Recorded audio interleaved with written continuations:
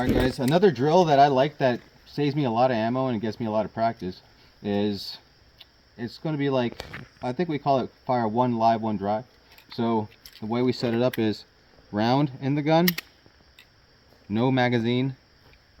I'm actually going to stow it. So I'll do it from the ready, I'll present, I'll see what I need to see, I'll fire, I'll reset the gun, and I'll press my trigger. Alright, so I'm actually getting 2 reps on a trigger press with 1 round. And then I get a rep on loading the gun, I get a rep on unloading the gun. Presentation.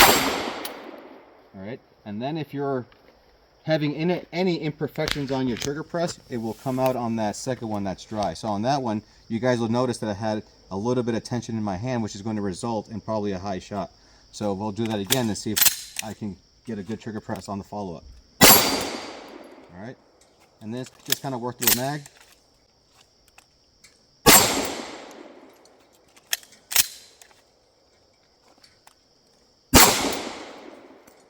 Alright guys, give that one a try at home. Well, not at home, at the range.